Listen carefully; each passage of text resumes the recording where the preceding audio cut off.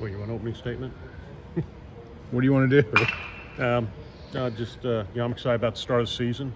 You hit a point every year where you just need to go play. We need to go out and see where we're at in some areas, and a little bit different feel this year from the standpoint that with 18 new guys, a lot of guys that I think will have a lot of impact, but I don't know what they're going to be able to handle yet. So, I don't want to say an experiment early. You have to take into account what they've done in the past at other places. You have to take into account, what we've seen in the fall and in the winter, but still a lot of unknowns. So we just need to go out and play a different color uniform and just see how guys will react.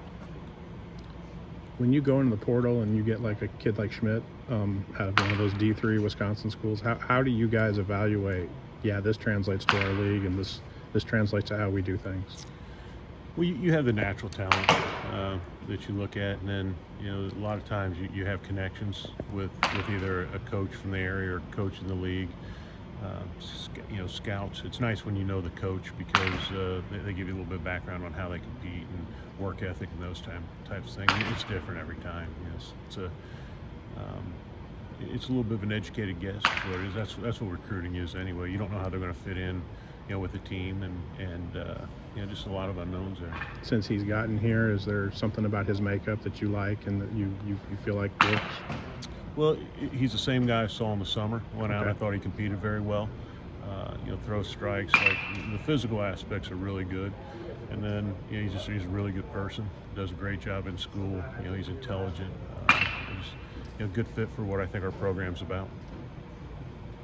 When you see the weather like today here, and you're like checking the weather where you're going next, is that in your head all the time? Thankfully you're getting out of town type thing? Or? Yeah, I mean, you first have to look at the travel portion of it. And try to figure out, at the airports or wherever you're going to be, what it looks like. And then, I always check the weather, find out which coat I have to take with me. But, you hope to get in a situation where you can play, first of all. It never bothers me. Like, if we go play in 90-degree weather right now, probably doesn't do us any good, right? Because we're not getting ready for what we're going to deal with the first month of the season. So, obviously get somewhere where it's not cold, where you don't have snow, but conditions that aren't overwhelming compared to what we're going to have when we get back. And do you when you come off of winning a Big Ten championship, do you immediately turn the page, or do you want some of those guys that experience that to lead in a sense? I know you have 18 new guys, but do you just basically treat it like a new team, or do you tell those veterans that there's a reason why those guys won that title? Well, it's a combination. I think you have to take the history and the feeling guys had, and they should be able to point to some things that help them get there. Yet at the same time, you can't sit there and act like you're the best team in the world. I mean, it takes a lot of work. It takes some things to go your way because you make them go your way. I mean, you have to compete at a very, very high level. And so to just think you're going to turn around and repeat or play at that level, it doesn't happen. So you need that leadership from the guys that were there to truly point guys in the direction of, hey, this is what it takes to be highly successful and win championships. So with 18 new guys, how's your prep changed in this offseason compared to last year? Well, the fall was a little bit different. In the past few years, the fall's been just, you just kind of, I would say, review more than anything. This fall, I thought, at times we were thinking our way through things and not competing, and that's natural, right? Just learning new things, learning the team defenses, learning the system. And so when you're thinking too much, you don't perform at the highest level you can. You need to just be able to react because you've done it so much. So it's been a progression this year. Get an interim pitching coach, correct? How's that working? How's it going to do? How is that going to work? Good. It's been good. You take a position in the situations presented, and you move forward. Resiliency. Pitchers do a good job. They've worked hard. They've prepared well. They're excited. We all just need to step up a little bit and help in that area. How's Cam Chialoy looked? I know that he had a really fast start last year and then broke his wrist, I think, and just kind of. Yeah, since the injury, I mean, he was off all summer, and then the fall's a little bit slow for him, but he did a really good job over the winter break and then coming back in. So I'm excited to get him back on the field. Where do you feel like there's maybe the most competition amongst the position players, and And are roles close to being defined for the pitchers? I'm going to say no on everything, again, because I don't know how guys are going to react. Yeah. I can sit here and say this is what I think is going to happen, but every year the starting lineup the first day isn't starting lineup the last day, and there's a lot of reasons for it, but a lot of it is just sheer production. And so I think I have some ideas, but we've got to see from a pitching standpoint who can handle the back end. If certain guys can't handle the back end, maybe that changes your starting rotation. Just unknowns there.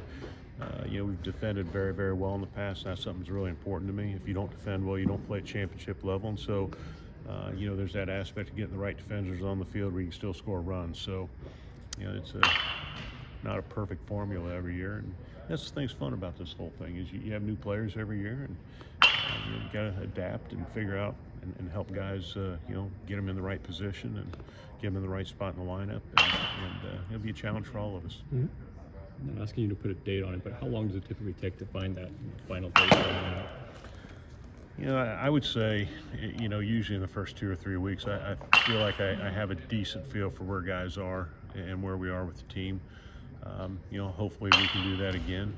Usually separates itself fairly quickly. I think the thing is, we need to be in situations where we have to use guys when it matters. And I mean, it always matters, but if you're behind 10 runs, guys react different if they go in rather than when it's a 1-run game. And so to be in those games where there's some pressure per se, we need to get in those situations and be able to get guys in and see how they're going to react. It felt to me like last year one of the things that worked out so well for you was being able to get Vito out in left field and get him comfortable just so you could get him in the lineup every day. Is there been a plan to maybe make him more comfortable out there or move him in a way that you can still get him in the lineup? You know what I'm saying? Yeah, I mean, day one we'll start him in left field and see where that's at. He's done a good job. I think he's a better defender this year than he was a year ago. Okay. He's worked at things, and he was coming off a knee injury. It had been a while, but still had that mental block a little bit. And so I think you'll see even a better defender this year. So looking forward to get him out there and see where he's at. Think back to when you first took over as head coach. How much do you? I just think all the things that have changed. It's kind of stunning to you. Like, well, what else happened in this place? I mean, everything. Tell me that. How does that feel to you when you look back? Yeah, times have changed dramatically. The way you have to deal with players is much different. You used to be able to push them in a different manner, and you can't do that anymore. The portal and NIL and everything has made things difficult because, again, you push people at times and hold them accountable, and all of a sudden they leave your program and you really try to do things that are going to help them for a lifetime. So that's changed a lot. This building has been really, really important for our progress the last few years. We're very blessed to have this, and so that's a huge upgrade for us. We used to pull into a gravel parking lot, had a dumpster in it. That was our gateway to Illinois baseball, and now we've got this beautiful building with the Atkins name on it, so pretty special. Is the game itself on the field any different, or is it still the same as 20 years ago? Well, you have the analytics part of it, Correct, but you still have to move runners. You can have a team of analytic powers, sure, and you can't win. And so baseball's still baseball. There's some things that have changed, I think, especially at the major league level, because it's more about home runs and strikeouts. And, college baseball, you still, in my opinion, need to put the ball in play on a regular basis and move runners and do the little things because you don't have those same animals that they have in the big leagues. So it's the same game, just I think a different approach to how you get to the point where you're actually performing on the field. And is the college game today in a better position than it was 20 years ago? I think so. I do. I think so. NIL. Well, yeah. The popularity's there. Okay. I think NIL and the revenue share. I'm not sure it's good for college baseball. It may be good for the top. We've had great mid-major teams, and I think we're going to have more of a separation, which I don't like. I really don't. I think parity's really, really good, and I think that dream to get to Omaha is something that's special. I just hope we don't ruin some things in college athletics because of the direction we've gone. I mean, you know, you look at most places, you're not going to get the millions that I mean, you're just not going to get $1 million to go revenue share, right? Okay. And so there'll be some disparity the way different schools handle things, and it'll have a huge effect on programs. And so I think we're a couple years away from getting some clarity as to where we'll actually be. I think that's true for all of college athletics. Okay. But popularity, you know, you look at the number of games on TV now with the Big Ten Network done for us. You look at the regionals, super regionals, you know, College World Series. I mean, it's popular, and it's a really, really good game. So hopefully we don't screw that up. When you look to put a roster together, Dan, I'm using a Brad Underwood phrase, but is it more about trying to get old, stay old when you're trying to put a roster together, or do you try to have a balance? You know, I'd like to have a balance.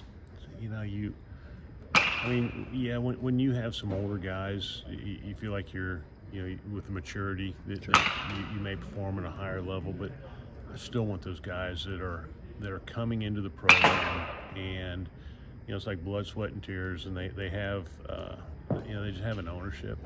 I think if we have guys running in and out programs, you just don't have that loyalty. I just don't think that's good. I really don't. You know, I mean, one of the things I'm concerned about long term is donors. Sure. Right? I mean, if you have athletes that give back, and I'm not sure athletes are always great about giving back, but if you're somewhere 1 year, I'm not sure you get back there, and that's something that I think long term is going to be an issue because it's just turned into a big business. A couple of guys that are at least listed as two-way players. Is that intentional, and how do you approach trying to cultivate that at this level? Yeah, we do have 2 players that are listed as dual players, and so far they've shown that they can handle that. We'll find out again as we move forward, but some really athletic guys. They bring something different to the table on both sides. But at this point, you know, they're not just listed that way. Their guys can be used 2 ways.